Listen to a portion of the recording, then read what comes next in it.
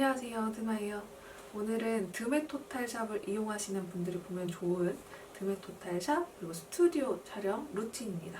물론 오늘은 드메토탈샵이 아니더라도 일반인들이 도대체 어떻게 촬영을 하는가 너무 궁금했다 하시는 분들이 보시면 좋을 수도 있을 것 같아요. 오늘 영상은 제가 아니라 제 여동생이 메인으로 나옵니다. 그래서 완전 그냥 일반 직장인이기 때문에 여러분들과 같은 도대체 촬영을 어떻게 해야 되는 거야, 어떤 식으로 촬영을 하는 건지도 모르겠고 어떻게 굴러가는지도 모르겠고 분위기도 모르겠어 하시는 분들한테 도움이 될 수도 있을 것 같아요. 아무튼 제 동생도 촬영하는 거, 사진 촬영하는 거 자체에 대한 조금 거부감, 좀 두려움은 있는데 그래도 웨딩 사진 예쁜 건 건지고 싶다. 다들 비슷한 마음 맞죠? 그래서 그런 타입이신 분들 보시면 좋아요.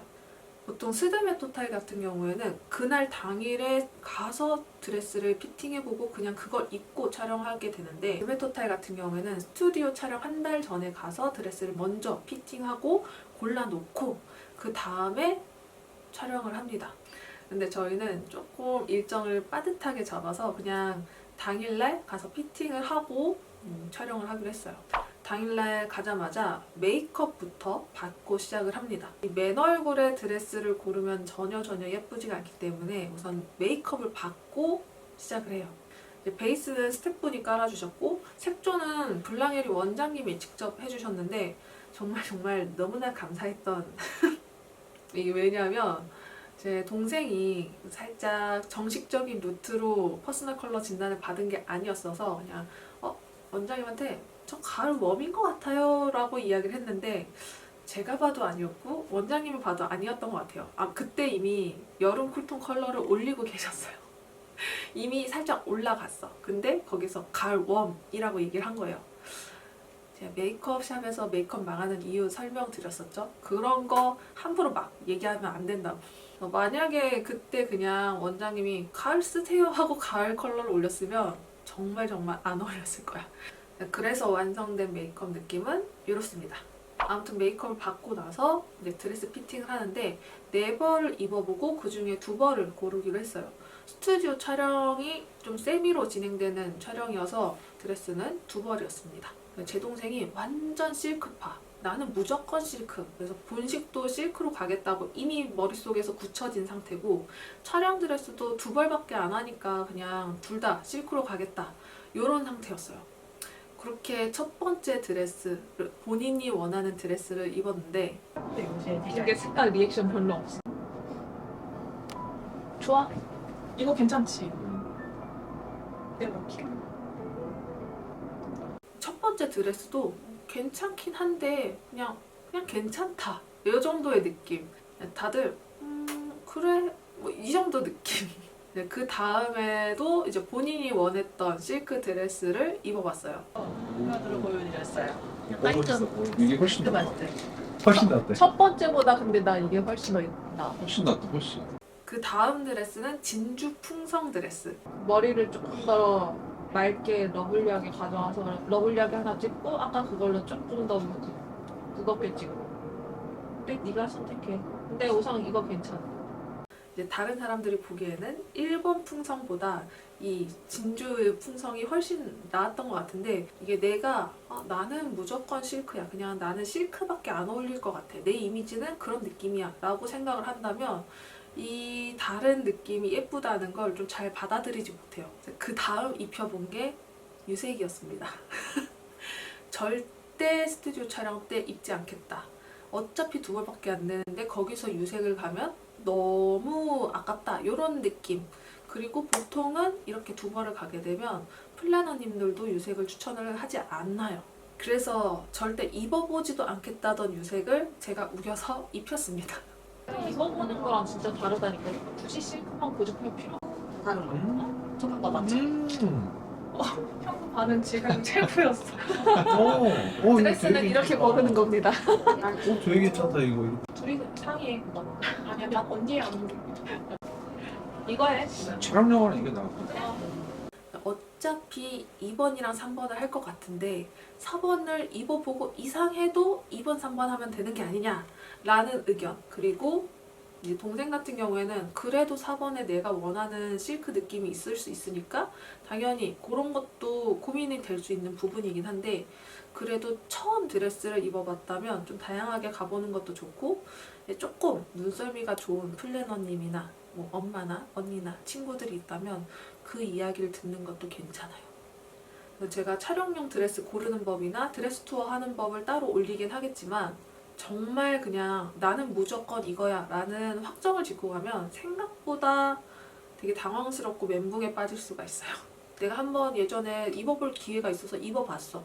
근데 분명히 그때는 난 실크밖에 안 어울렸어 라고 생각하실 수도 있고, 뭐 드레스 투어 첫 번째 샵에서 입어봤던 게 난 실크만 어울렸어 라고 생각하실 수도 있는데, 이 실크가 어울렸던 게 이 실크의 문제, 소재의 문제가 아니라 그 패턴이나 탑라인의 문제였을 수도 있어요. 그래서 그걸 내가 정확하게 파악할 수 있는 게 아니라면 조금 다양하게 가져가 보는 게 좋습니다. 아무튼 그래서 드레스는 2번 드레스 그리고 유색 드레스 이렇게 선택을 했어요.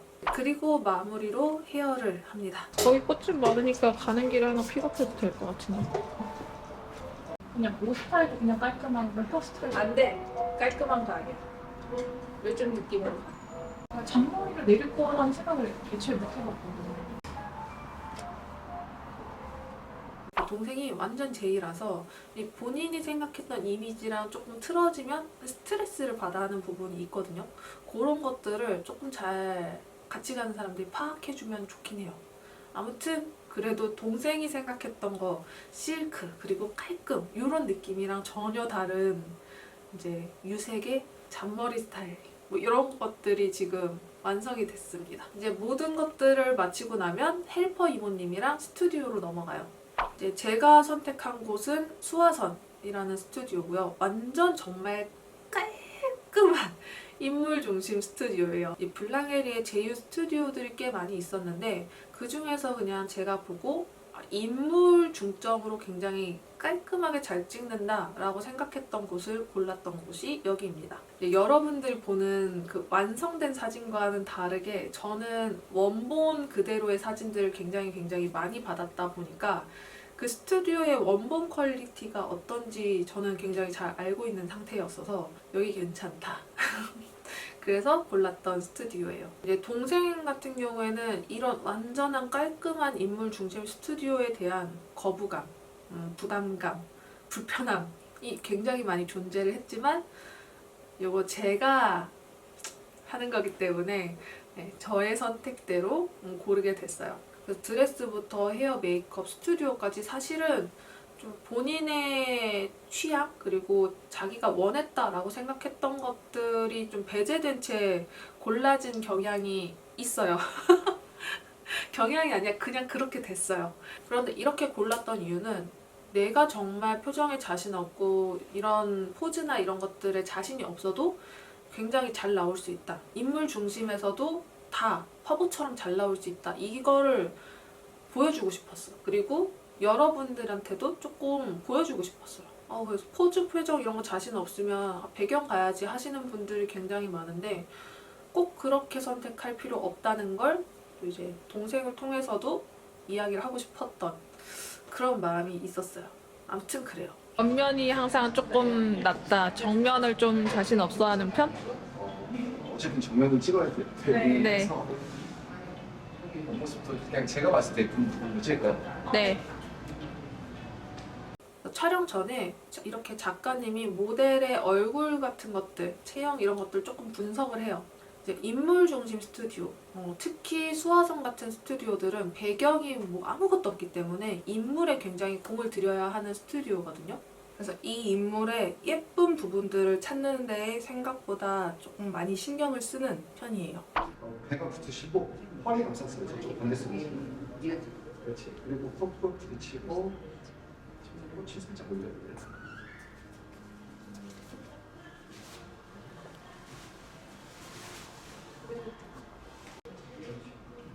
그렇죠, 그렇죠. 부딪히면서 찍고 왼손으로 허리 감싸세요. 가슴 잡히고 또 손가락이 있거든요.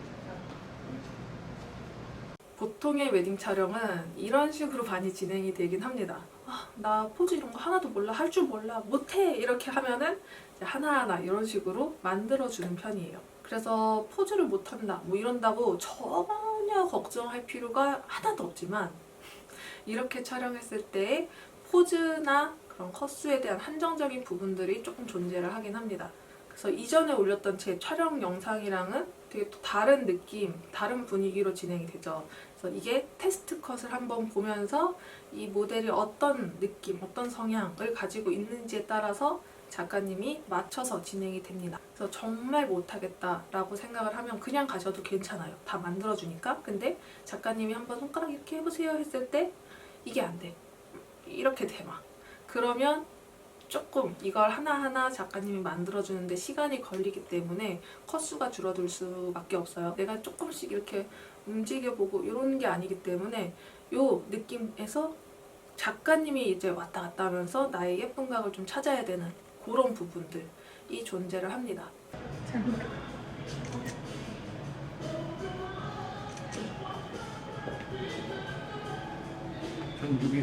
네, 그리고 이렇게 모니터를 바로 보여주시면서 어떤 각도, 어떤 느낌이 예쁜지 좀 서로 상의해 가면서 여기는 진행이 되는 편이었어요.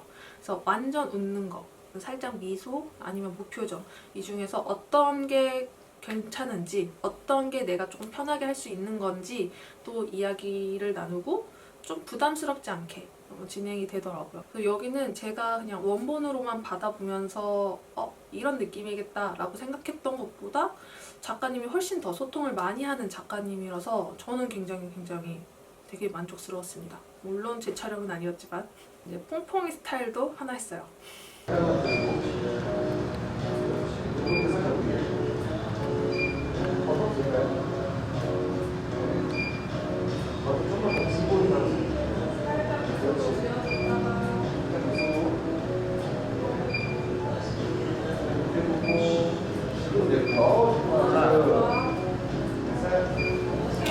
이제 적당히 촬영이 좀 적응이 되면 작가님이 이제 하나씩 이렇게 뭐 만져주고 하지 않고 그냥 이렇게 해볼까요? 라는 식으로 촬영이 진행이 돼요.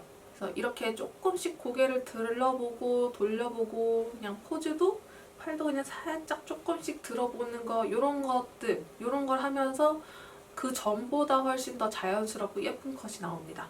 촬영이 끝나면 헬퍼 이모님들은 이제 드레스샵까지 데려다 드리거나 혹은 택시를 불러드리면 되는데 저희는 동선이 조금 달라서 그냥 택시비를 그냥 따로 추가로 더 드렸어요.